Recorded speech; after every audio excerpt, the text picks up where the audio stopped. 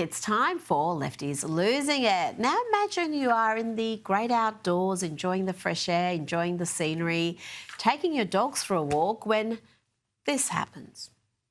You didn't adopt them. You didn't save their lives. You don't care about them.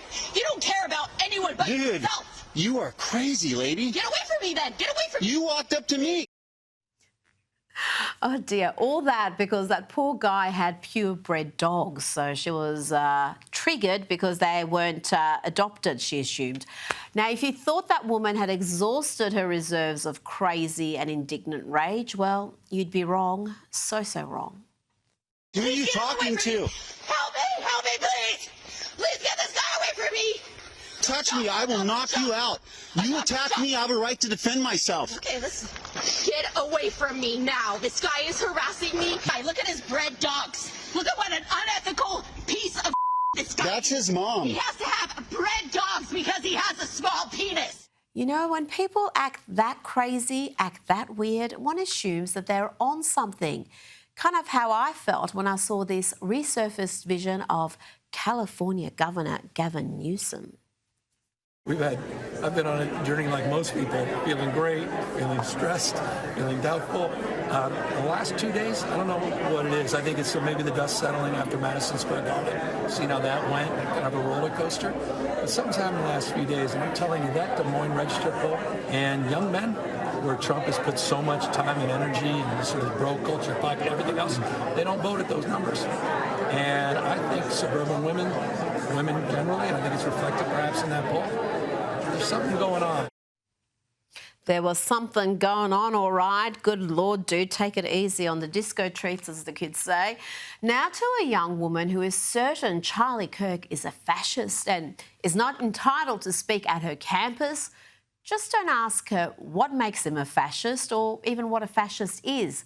She's not good at talking or thinking. We don't want Charlie Kirk on our campus. We don't want fascists on our campus. We don't want to support that here. What is fascism? Immigration. I don't know. I'm not like a political scientist. I'm not good at interviews. You should ask someone else. Now, somehow we overlooked this charmer earlier in the year. Here is a lefty lady losing it because a Christian preacher dared to hold and share views she disagreed with. You piss me the off. Okay. You don't belong here. This hateful doesn't belong here. And all of y'all that believe this, get your heads on straight. You are reason why we are falling apart as a country. Gotcha. And I don't want to hear, oh, do you know the percentage of that happens every fucking day? Didn't say didn't. I don't want that. Doesn't matter. You came to me. We're in a public area. Okay, so should I break the camera then? Give me a break.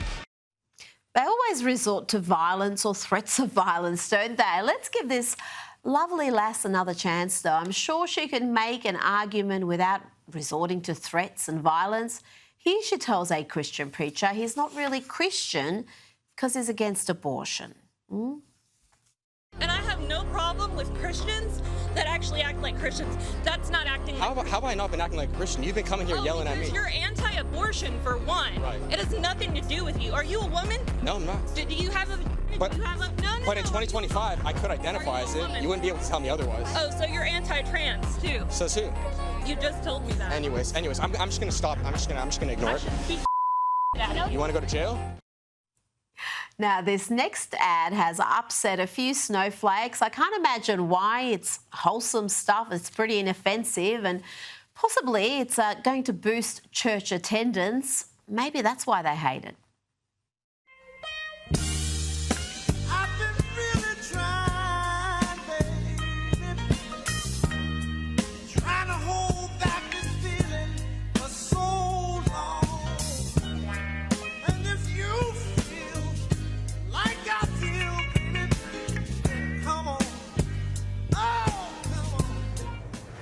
Prayers do get answered. See you at St. John's. Time to check in with Democrat Congresswoman Jasmine Crockett, who is, for some reason, dressed like Prince here, and she wants you to know that she is a very serious lawmaker, but she's also ready to throw hands.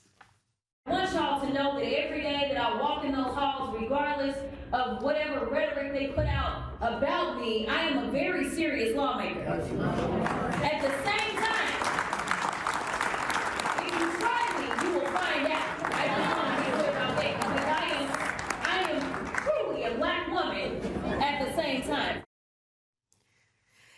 Jasmine shows us what a serious thinker she is. She says this out loud on television, that law enforcement isn't there to prevent crimes. It's hard to fathom how idiotic this is, but it's Jasmine. Law enforcement isn't to prevent crime.